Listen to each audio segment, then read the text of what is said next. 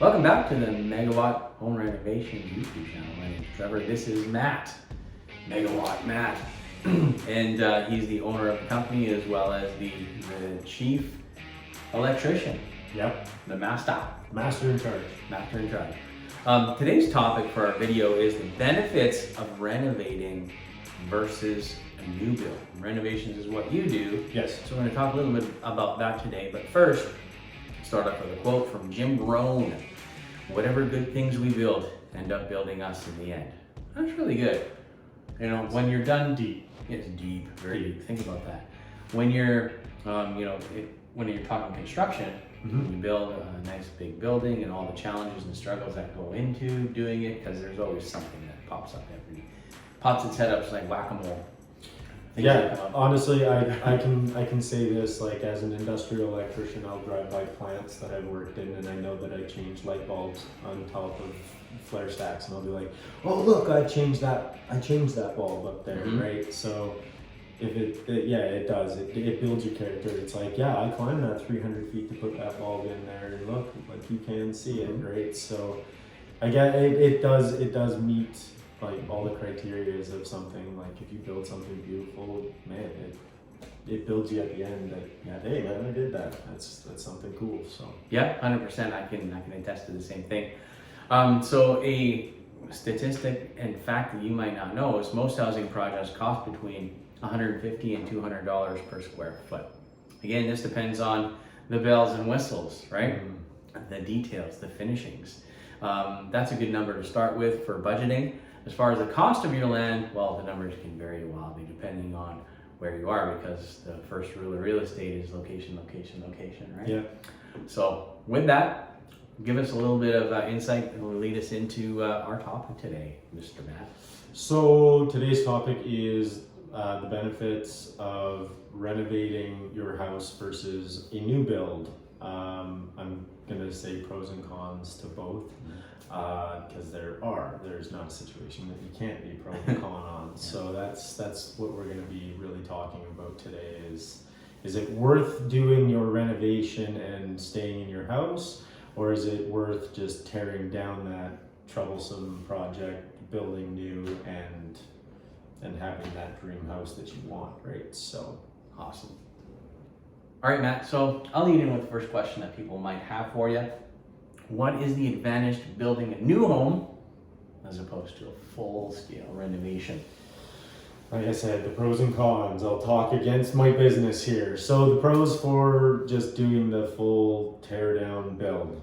The pro is you're not living in a renovation.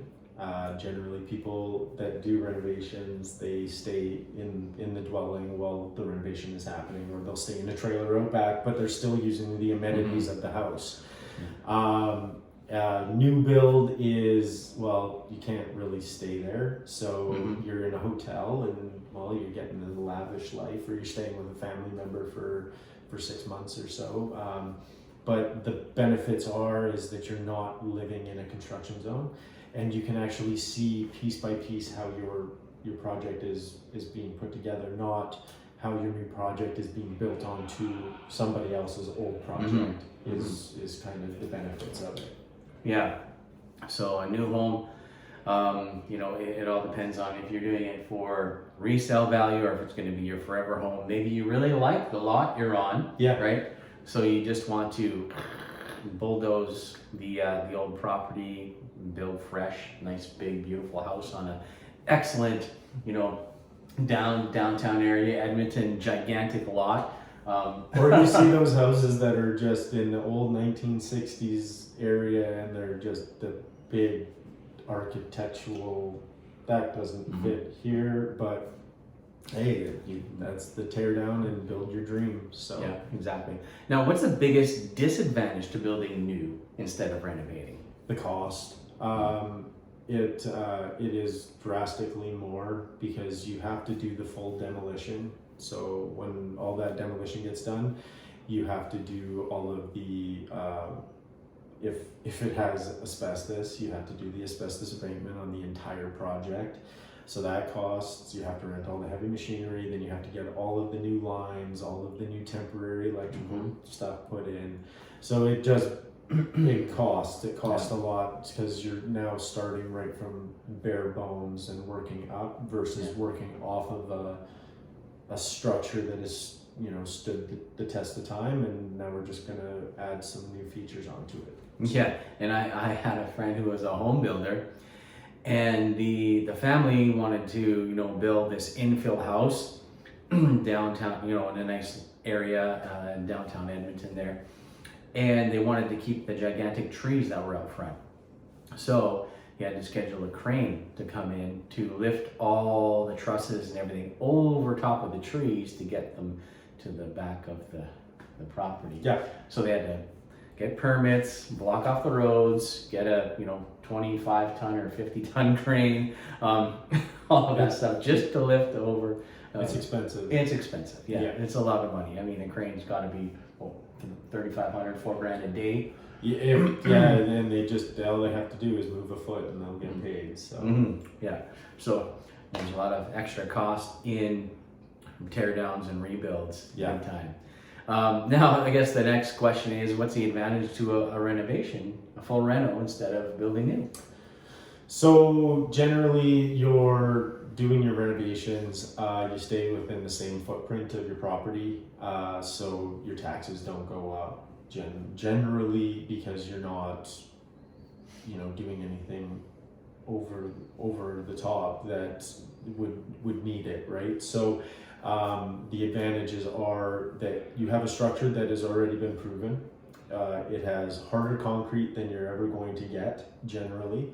And fir beams. And fir beams, like wood that is so hard that you can't screw screws into because it's so tough. It almost petrifies. It's so hard. It is. It's a nightmare to put staples in sometimes. So you're building onto something that is built with such good quality products for the most part that you know your new products will actually look worse to the old products. Like they used to be 2x4s and 2x6s, real 2x4s and real 2x6s. So our 1.5s by 3.5s kind of look weird going up to them, but that's like a huge benefit is that it has stood the test of time. It has been there. So let's just make it beautiful on the inside and give it a new face. So. Yeah, I mean, you've got the same, like if you have a nice character home where the outside is really has lots of character, has columns and nice shutters and windows and all that kind of stuff, looks great, and especially if your property looks really nice, you don't want to break it up. Yeah, exactly. And wreck it. Just, you know, doing a complete, I guess, modernization of the home, so you still get the same great house and feel, but everything's new and shiny and it's not really creaky floors anymore. Yeah, it's really surprising when you walk into an older looking house on the outside and you walk in and it's very modern on the inside and people are like, ooh, this is a sleeper.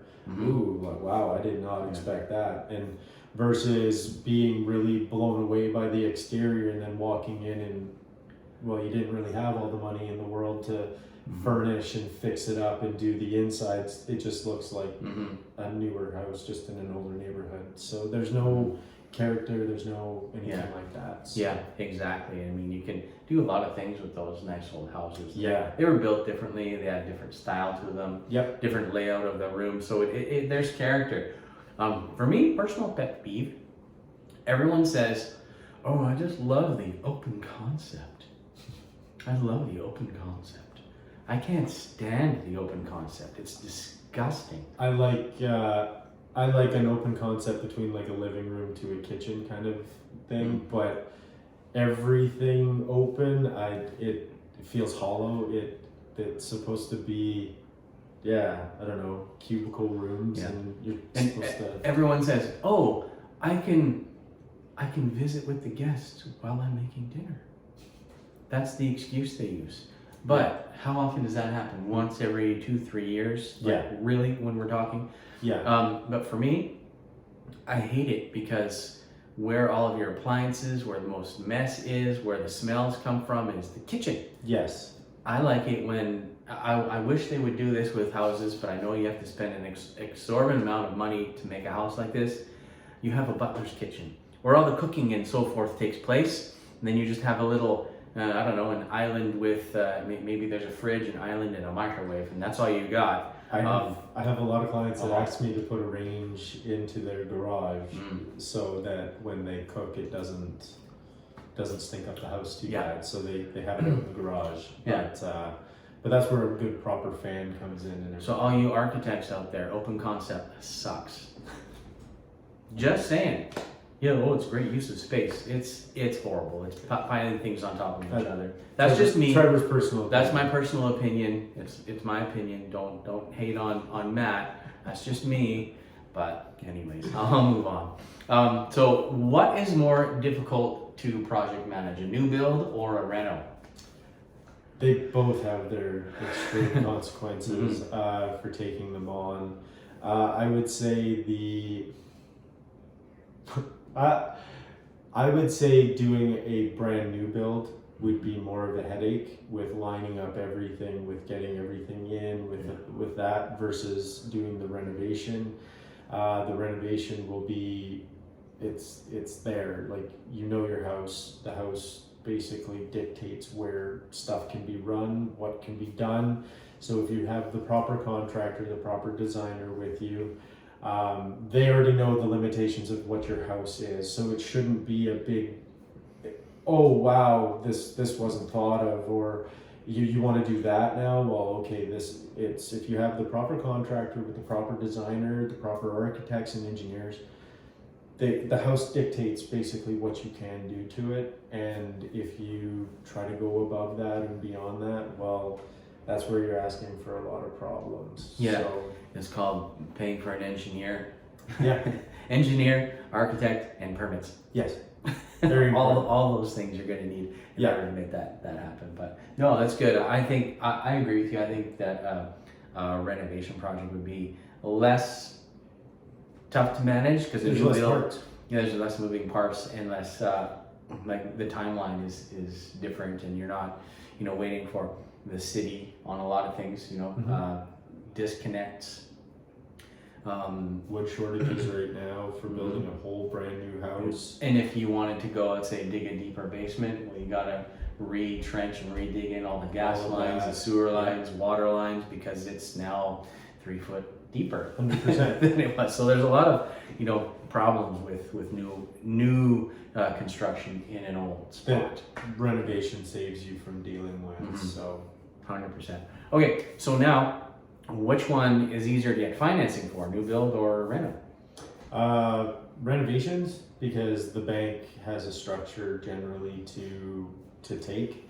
But if you tear down your house, the bank has nothing but an empty lot to go after. Or if you leave them with a semi-finished project and you can't make your finished payments, well, that's how they look at it. So you're a greater risk to them.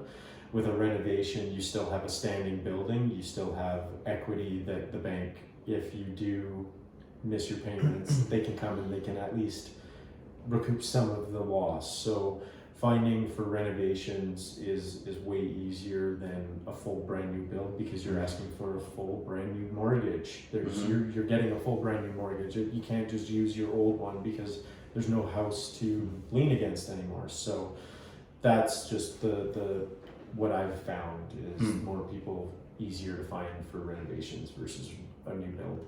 Okay, now here's a good one. Homeowners who decide to project manage their own construction project.